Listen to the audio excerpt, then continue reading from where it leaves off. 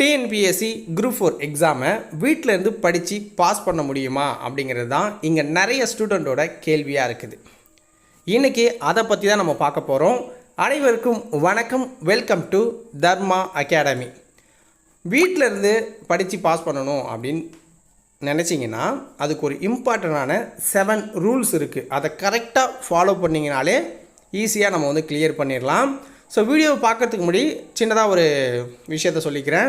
நம்ம தர்மா அகாடமியில் TNPSC group 4க்காக February 5 வந்து ஒரு டெஸ்ட் பேட்ச் வந்து ஸ்டார்ட் பண்ணுறோம். அந்த டெஸ்ட் பேட்சில் 30 டெஸ்ட்டு வந்து கொடுக்க போகிறோம். ஒவ்வொரு டெஸ்ட்டுக்கும் 200 கொஷின் இருக்கும். ஃபுல்லாகவே சிலபஸ் வைஸ் டெஸ்ட் பேட்ச், ஓகேங்களா? ஸோ அதனால் ஃபுல்லாக சிலபஸை கவர் பண்ணி முடிச்சிட்டோம். அந்த ஒரு டெஸ்ட் பேட்சே உங்களுக்கு போதுமானது தான் குரூப் 4 எக்ஸாமை கிளியர் பண்ணுறதுக்கு. அந்த டெஸ்ட் பேட்சில் உங்களுக்கு படிக்கிறதுக்கு உண்டான ஸ்டடி மெட்டீரியல் கொடுக்க போகிறாங்க. தென் ஒன்லைனர் மெட்டீரியல் கொடுத்துருவாங்க. ஒவ்வொரு டெஸ்ட்டுக்கு உண்டான வீடியோ கிளாஸஸும் கொடுத்துட போகிறாங்க. ப்ளஸ் டெஸ்ட்டும் கொடுக்க போகிறாங்க, ஓகேங்களா? 6000 வினாக்கள் வந்து இடம்பெற்றிருக்கும். ப்ளஸ் 200க்கும் மேற்பட்ட இலவச தேர்வுகளும் உங்களுக்கு டெய்லி கொடுக்க போகிறாங்க. ஸோ நீங்கள் அந்த டெஸ்ட் பேட்சில் ஜாயின் பண்ணணும் அப்படின்னு விருப்பப்பட்டீங்கன்னா என்னுடைய வாட்ஸ்அப் நம்பர் நோட் பண்ணிக்கோங்க. 96 98 64 51 26 இந்த வாட்ஸ்அப் நம்பருக்கு மெசேஜ் பண்ணிங்கன்னா அந்த டெஸ்ட் பேட்சோட ஸ்கெடியூல் வந்து உங்களுக்கு சென்ட் பண்ணுவாங்க. பார்த்துட்டு பிடிச்சிருந்தா பே பண்ணி நீங்கள் ஜாயின் பண்ணிக்கலாம். ஸோ டிஎன்பிஎஸ்சி குரூப் 4 எக்ஸாம் வரைக்குமே இந்த ஒரே பேமெண்ட் தான், ஓகேங்களா? ஸோ விருப்பம் இருக்கிறவங்க ஜாயின் பண்ணிக்கோங்க. February 5 வந்து டெஸ்ட் பேட்ச் ஸ்டார்ட் ஆகுது, ஓகேவா? ஸோ இன்றைக்கி இந்த டாபிக் உண்டான 7 ரூல்ஸை பார்க்கலாம். வீட்டிலேருந்து எப்படி படித்து பாஸ் பண்ண முடியும் அப்படிங்கிறது. ஃபஸ்ட்டு நம்பிக்கை இருக்கணும், ஓகேங்களா? அதுக்குன்னு அசட்டுத்தனமான நம்பிக்கைகள் இருக்கக்கூடாது. சில பேருக்கு பார்த்தீங்கன்னா அவன்லாம் படித்து பாஸ் பண்ணிட்டான், என்னால் முடியாதா அப்படிங்கிற நம்பிக்கை இருக்கும். அது ரொம்ப தப்பானது, ஓகேங்களா? அவன் படித்து பாஸ் பண்ணியிருக்கான், அவனை மாதிரியே நம்மளும் படித்து பாஸ் பண்ணுவோம், புரியுதுங்களா? ஸோ நம்பிக்கை இருக்கணும். வீட்டிலேருந்து படித்து பாஸ் பண்ண முடியுமா அப்படிங்கிற ஒரு கேள்வி இருக்கக்கூடாது. வீட்டிலேருந்து படித்து பாஸ் பண்ணுவேன் அப்படிங்கிற ஒரு நம்பிக்கை இருக்கணும். முதல்ல இது ஒரு சிம்பிளான விஷயம் தான், ஆனால் எல்லாருக்கிட்டையும் இருக்கணும். ஒரு நம்பிக்கை இருக்கணும், ஓகேங்களா? நம்மளால் முடியும் அப்படிங்கிறது. அடுத்தது புற சூழ்நிலைகள் அப்படின்னு ஒன்று இருக்குது, ஓகேங்களா? இது என்னென்னா, இப்போ நீங்கள் வீட்டிலேருந்து படிப்பீங்க, ஓகேங்களா? உங்களுக்கு ஃபினான்ஷியல் சப்போர்ட் அப்படிங்கிறது ரொம்ப ரொம்ப முக்கியமானதாக இருக்கும். உங்களுக்கு ஃபினான்ஷியல் சப்போர்ட் வேணும், இல்லைனா உங்கள் குடும்பத்துக்கு ஃபினான்ஷியல் சப்போர்ட் வேணும், ஓகேங்களா? பணம் அப்படிங்கிறது ரொம்ப ரொம்ப முக்கியமானது. இன்னொன்று, உங்கள் வீட்டில் உங்கள் அப்பா அம்மா ரொம்ப வயசானவங்களாக இருப்பாங்க. அவங்க வீட்டில் வேறு ஆம்பளை பசங்க இல்லாமல் இருக்கலாம், இல்லை ஒரு கடை வெளில போயிட்டு வர ஒரு வெளில போயிடுற வேலையெல்லாம் இருக்கும்ல, அதுக்கு வெளில போயிட்டு வரதுக்கு ஆள் இல்லாமல் இருக்கலாம். அப்போ எல்லாத்துக்குமே உங்களை டிபெண்ட் பண்ணி தான் உங்கள் குடும்பமே இருக்கும், சின்ன சின்ன வேலைக்கு கூட. அப்போ அந்த சின்ன வேலைலாம் செஞ்சேன்னா என்னால் படிக்க முடியாது, இந்த படிக்கிறதே இந்த குடும்பம் தான் கெடுக்குது அப்படின்னு நினைப்பீங்க. ஸோ அதெல்லாம் எப்படின்னா உங்களுடைய படிப்பை தான் கெடுக்கும். அதாவது நீங்கள் அதை செஞ்சால் தான் வேலை கெடுது, படிப்பு கெடுதுன்னு நினைப்பீங்க. ஆனால் அது செய்யலைனாலும் கொஞ்ச நாளில் உங்களுடைய படிப்பு கெட்டு போகும். எப்படின்னா, இப்போ ஒரு எக்ஸாம் படிக்கிறீங்கன்னா ஒரு 6 மாதம்னு வச்சுக்கோங்க, ஓகேங்களா? 6 to 1 year படிப்பீங்க ஒரு எக்ஸாமுக்கு, ஓகேவா? இந்த 6 to 1 வருஷம் வரைக்கும் உங்களை வீட்டில் எதுவுமே சொல்லக்கூடாது. நீங்கள் எந்த வேலையும் தொட மாட்டீங்க, ஒன்றுமே சொல்லாமல் எப்படி இருப்பாங்க? சின்ன சின்ன வேலைகளை நீங்கள் செஞ்சு அவங்களுக்கு ஹெல்ப் பண்ணால் தான் சரி புள்ள படிக்குது, நம்ம டிஸ்டர்ப் பண்ண வேணாம் அப்படின்னு உங்களுக்கு அவங்க சப்போர்ட் பண்ணுவாங்க, புரியுங்களா? ஏன்னா பணமும் உங்களால் எதுவும் வராது, ப்ளஸ் இந்த சின்ன சின்ன வேலையும் செய்ய மாட்டீங்க, உங்களுக்கு எப்படி அவங்க சப்போர்ட் பண்ணிக்கிட்டே இருப்பாங்க. ஸோ இதில் நிறைய டிபெண்ட் இருக்குது. சில பேர் வேலைக்கு போயிட்டு படிப்பீங்க, சில பேர் ஹவுஸ் ஒய்ஃபாக இருப்பாங்க, அவங்களாம் ரொம்ப கஷ்டம், ஓகேங்களா? அவங்களுக்கு தனியாகவே ஒரு வீடியோ போடுறேன், என்ன பண்ணலாம், எப்படி எந்தெந்த டைமில் படிக்கலாம் அப்படிங்கிறத. ஃபஸ்ட்டு இந்த புற சூழ்நிலையெல்லாம் உள்வாங்கி அதுக்கு ஏற்ற மாதிரி நம்மளை வந்து அடாப்ட் பண்ணிக்கணும். நம்ம படிக்கிற ஸ்டைலையும் அதுக்கேற்ற மாதிரி சேஞ்ச் பண்ணி கொண்டு வரணும், புரியுதுங்களா? ஸோ அதை பார்த்துக்கோங்க. ஸோ அடுத்தது புத்தகம். இப்போ ஒரு எக்ஸாமுக்கு படிக்கணும் அப்படின்னா புத்தகம் தேவை. நான் யூடியூப்லேயே பார்த்துப்பேன், என்கிட்ட லேப்டாப் இருக்குது, நிறைய மெட்டீரியல் வந்து ஆன்லைனில் ஃப்ரீயாக கிடைக்கிது, அதை பார்த்துப்பேன், அதுவே போதுன்னு நினைக்கக்கூடாது, ஓகேங்களா? ஸோ புத்தகம் அப்படிங்கிறது ரொம்ப ரொம்ப மஸ்டான ஒன்று. இது எல்லாருக்கிட்டையும் இருக்கணும். நீங்கள் ஸ்கூல் புக்கு தான் வாங்க போகிறீங்க. இப்போ 6th to 12th வரைக்கும் ஜிஎஸ் புக்கு வாங்கிக்கோங்க. சயின்ஸுக்கு ஒரு 10th வரைக்கும் வச்சுக்கோங்க. மேக்ஸுக்கு ஒரு 10th வரைக்கும் வாங்கிக்கோங்க. ஆனால் புக்ஸு ரொம்ப ரொம்ப மஸ்ட்டு. புக்கு இல்லாமல் நீங்கள் படிக்கவே படிக்காதீங்க, ஓகேங்களா? ஸோ புத்தகம்ங்கிறது கொஞ்சம் செலவு பண்ணுங்கள். இப்போ நான் வீட்டிலேருந்து படிக்கிறதால நான் ₹1 கூட செலவு பண்ணக்கூடாது அப்படின்னு நினைக்காதீங்க, ஓகேங்களா?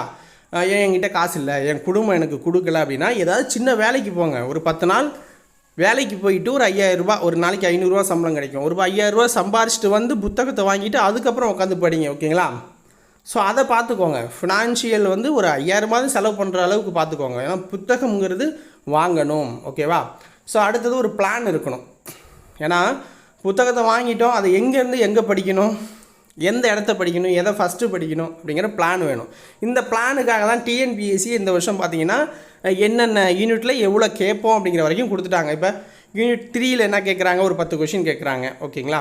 யூனிட் 4ல் ஒரு 15 கொஷின், யூனிட் 5ல் ஒரு 20 கொஷின், யூனிட் 6ல் ஒரு 20, மேக்ஸ்னால் ஒரு 25, தமிழில் 100, அதுலேயும் அழகு 1ல் என்ன, அழகு 2ல் என்ன அப்படிங்கிற மாதிரி டீட்டெயிலாக கொடுத்துட்டாங்க. ஓகேங்களா.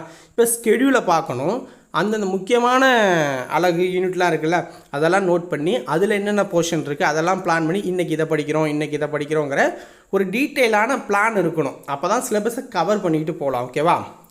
ஸோ அடுத்தது என்ன அப்படின்னா, இந்த பிளான் போடுறது முக்கியம் அப்படிங்கிறத விட அந்த பிளானை கரெக்டாக ஃபாலோ பண்ணணும். இப்போ பிளானை எப்படி ஃபாலோ பண்ணுவீங்க, இன்றைக்கி ஒரு பிளான் போடுவீங்க, அது ஃபாலோ பண்ண முடியல, நாளைக்கு ஒரு பிளான் போடுவீங்க, அதையும் ஃபாலோ பண்ணலன்னா அது வேஸ்ட்டு தான் பிளான் போடுறது. ஒரு பிளான் அப்படின்னு நம்ம போட்டோம் அப்படின்னா அதை கரெக்டாக அதை ஃபாலோ பண்ணிக்கிட்டே இருக்கணும். விடாமுயற்சி ரொம்ப முக்கியம். எந்த அளவுக்கு நீங்கள் கடின உழைப்பு போடுறீங்க அப்படின்னா அதை கண்டினியூவாக போடணும். நான் இன்றைக்கி ஃபுல்லாக உட்காந்து படித்தேன், நாளைக்கு ஃபுல்லாக நான் ஏதாவது விளையாடுவேன், வேறு ஏதாவது பண்ணுவேன் அப்படின்னா அது வேஸ்ட்டு. ஓகேங்களா. ரொட்டீனாக அந்த 1 இயர் அப்படின்னா 1 இயர், 6 மாதம்னா 6 மாதம் ப்ராப்பராக எக்ஸாம் என்றைக்கோ அன்னைக்கு வரைக்கும் நீங்கள் ஹார்ட் ஒர்க் போடணும். தொடர்ந்து பிளானை எக்ஸிக்யூஷன் பண்ணிக்கிட்டே இருக்கணும். ஓகேங்களா. ஸோ அடுத்தது ப்ரீவியஸ் இயர் கொஷின் பேப்பரை அனலைஸ் பண்ணுறது. ஓகேவா. ஸோ இது என்ன அப்படின்னா, ஆல்ரெடி நடந்த கொஷின் பேப்பர் எதுவாக வேணாலும் இருக்கட்டும், இந்த கொஷின் பேப்பர் தான் அந்த கொஷின் பேப்பர் தான் இல்லை. ஓகேங்களா. கடைசி ஒரு 5 வருஷ கொஷின். ஏன்னா இதுவும் ஃபினான்ஷியல் சப்போர்ட் தான், ஃபினான்ஷியல் சம்மந்தப்பட்டது தான்.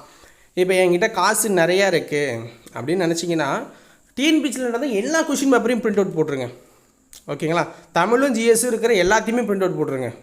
என்னென்ன எக்ஸாம் இருக்கோ எல்லா எக்ஸாம்லேயும் தமிழும் ஜிஎஸ்ஸும் இருக்கிறத எல்லாத்தையும் பிரிண்ட் அவுட் போட்டுருங்க. அது எலிஜிபிலிட்டி டெஸ்ட்டாக இருக்கலாம், அல்லது நார்மலாக இப்போ இந்த சிலபஸ் மாறுறதுக்கு முன்னாடி ஒரு டெஸ்ட் இருந்துச்சுல தமிழுக்கு, அதையும் போட்டு விட்ருங்க. ஒன்றும் தப்பு இல்லை. ஓகேவா. எல்லாத்தையும் பிரிண்ட் அவுட் எடுத்துருங்க. ஒருவேளை எங்கிட்ட காசு கம்மியாக இருக்குன்னா ஒரு 5 வருஷ கொஷின் பேப்பர் எடுத்துக்கோங்க. காசு கொஞ்சம் கூடுதலாக இருக்குன்னா ஒரு 10 வருஷ கொஷின் பேப்பர். புரியுதுங்களா சொல்கிறது. ஆனால் எடுத்தாகணும் அப்படிங்கிற மாதிரி ஃபுல்லாக எடுத்து விட்ருங்க. ஓகேவா.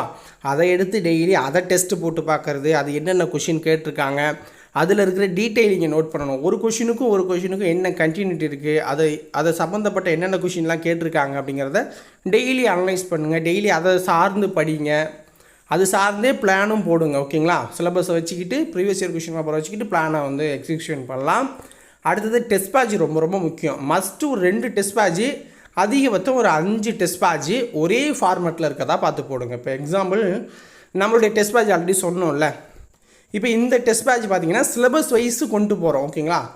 உங்களுக்கு சிலபஸ் வைஸ் கொண்டு போகிறோம். இதே மாதிரி இதில் ஜாயின் பண்ணிங்கன்னா இதுக்கப்புறம் ஜாயின் பண்ண போகிற அடுத்த ஒன்றும் அந்த சிலபஸ் வைஸ் போகிறதா இருக்கணும். அப்படி இல்லை, நான் வேறு ஒருத்தர்கிட்ட ஜாயின் பண்ணிட்டேன், அவர் ஸ்டாண்டர்ட் வைஸ் கொண்டு போகிறதா சொல்லியிருக்காருன்னா நீங்கள் இதில் ஜாயின் பண்ணாமல் அவர் மாதிரியே இன்னொருத்தர் ஸ்டாண்டர்ட் வைஸ் போட்டிருப்பார்ல அதில் போய் ஜாயின் பண்ணணும்.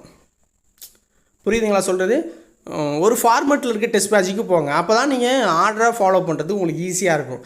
ஒருத்தர் ஸ்டாண்டர்ட் வைஸ் கொண்டு போவார், ஒருத்தர் பார்த்தீங்க அப்படின்னா உங்களுக்கு சிலபஸ் வைஸ் கொண்டு போவார். ரெண்டும் கன்ஃபியூஷன் பண்ணிக்கிட்டு படிக்க முடியாது. ஓகேங்களா. அதனால் ஒரே மாதிரியான டெஸ்ட் பேட்சில் ஜாயின் பண்ண கற்றுக்குவாங்க. எத்தனை ஜாயின் பண்ணாலும் ஒரு 3-4 ஜாயின் பண்ணால் கூட அப்படி கொண்டு போங்க. ஓகேங்களா. ஸோ அதுக்கு ஒரு சம் ஆஃப் அமௌண்ட் செலவு பண்ணணும். ஒரு 1000லேருந்து ஒரு 2000 வரைக்கும் அதுக்கு செலவு பண்ணுற மாதிரி இருக்கும். இதுக்கு ஜெராக்ஸுக்கு ஒரு 1000 ரூபா, புத்தகம் வாங்குறதுக்கு ஒரு 5000 ரூபா, ஒரு 10,000 ரூபா கிட்ட வந்துடுமா. ஸோ மினிமம் ஸ்பெண்ட் அதை தான் நான் சொல்கிறேன். இப்போ ஒரு கோச்சிங் சென்டருக்கு போகிறீங்க அப்படின்னா ஒரு 15,000 ரூபாயிலேருந்து ஒரு 50,000 ரூபா 60,000 வரைக்கும் ஃபீஸ் இருக்கும். ஓகேங்களா. 50,000 வரைக்கும் ஃபீஸ் இருக்குது. அப்புறம் நம்ம அங்கே தங்கி படிக்கிற செலவுன்னு ஒன்று இருக்குது. ஒரு மாதம் ஒரு 6,000லேருந்து 8,000 ரூபா வரைக்கும் செலவாகும். சில பேருக்கு 10,000 வரைக்கும் செலவாகும். அப்போ ஒரு 6 மாதம்னா அது ஒரு 60,000 ரூபா. அப்போ ஒரு 1,00,000 ரூபா செலவு பண்ணுவீங்க. எதுக்கு? படிக்கிறதுக்காக. 50,000லேருந்து 1,00,000 ரூபா வரைக்கும் சாப்பாடு அந்த ஃபீஸோட ஆகிடும் உங்களுக்கு. நம்ம வீட்டிலேருந்து படிக்கிறோம், நமக்கு செலவே இல்லைன்னு நினைக்கக்கூடாது. அதில் 4ல் 1 பங்காவது நம்ம செலவு பண்ணணும். 4ல் 1 பங்காவது நம்ம செலவு பண்ணணும். அப்போ தான் நம்பிக்கையோடு படிக்க முடியும். ஒரு தன்னம்பிக்கை இருக்கும். ஆஹா, நம்மளால் முடியும், நம்மக்கிட்ட எல்லாமே இருக்குது அப்படிங்கிற ஒரு நம்பிக்கை இருக்கும். இன்றைக்கி யூடியூப் பார்த்திங்க அப்படின்னா ரொம்ப வளர்ந்துருக்கு. நிறைய சேனல் இருக்குது, நிறைய விஷயங்கள் சொல்லித்தராங்க. ஓகேங்களா. நீங்கள் வீட்டிலேருந்தே அழகாக அதை பார்த்து அந்த ஃபாலோ பண்ணி அந்த ஸ்ட்ராட்டஜியை பயன்படுத்தி படிச்சுக்கலாம். ஆனால் கொஞ்சம் அது 4ல் 1 பங்காவது செலவு பண்ணால் தான் உங்களுக்கு ஒரு கான்ஃபிடென்ட் வரும். தேவையான பொருளை தேவையானதை டக்குன்னு வாங்கி அதுக்கேற்ற மாதிரி கொண்டு போயிட்டே இருக்கணும். ஒரு விஷயத்தை பிரிண்ட் அவுட் எடுக்கணும் அப்படின்னு நினச்சா உடனே எடுக்கணும். அந்த அளவுக்கு ஒரு பொருளாதாரம் இருக்கணும். அப்போ அந்த பொருளாதாரத்தை குடும்பம் உங்களுக்கு கொடுக்கணும். அப்படி கொடுக்கலன்னா நீங்கள் தான் அதை உருவாக்கணும். அதை விட்டுட்டு நான் படிக்கிறேன் அதனால் எங்கேயும் வேலைக்கு போக மாட்டேன்னு சொல்லக்கூடாது. ஒரு 4 நாள் வேலைக்கு போங்க, அந்த 4 நாள் காசை வச்சு ஏதாவது வாங்குங்க, படிங்க. ஸோ சக்ஸஸ் பண்ணலாம். ஓகேங்களா? ஸோ இந்த 7 தாங்க. ஓகேங்களா? இதை கரெக்டாக ஃபாலோ பண்ணிக்கோங்க. நெக்ஸ்ட் வீடியோ இருக்குது அப்படின்னா அந்த ஹவுஸ் ஒய்ஃபாக இருக்காங்கல்ல, ஸோ அவங்களுக்கான ஒரு ஸ்டடி பிளான் வந்து ரெடி பண்ணிக்கிட்டு இருக்கோம். ஸோ அதை கூடிய விரைவில் நான் வந்து வீடியோவாக அப்லோட் பண்ணுறேன். ஓகேவா? ஸோ வேறு அவ்வளோதான். வீடியோ பிடிச்சிருந்தா ஒரு லைக்கை போட்டுவிட்டு சேனலை சப்ஸ்கிரைப் பண்ணிவிட்டு உங்கள் நண்பர்களுக்கு ஷேர் பண்ணி விட்ருங்க. தென் டெஸ்ட் பேட்ச் வேணும் அப்படின்னா வாட்ஸ்அப்புக்கு மெசேஜ் பண்ணுங்கள். ஓகேவா? நாளைக்கு வேறு ஒரு வீடியோ பதில் உங்களை வந்து சந்திக்கிறேன். நன்றி, வணக்கம்.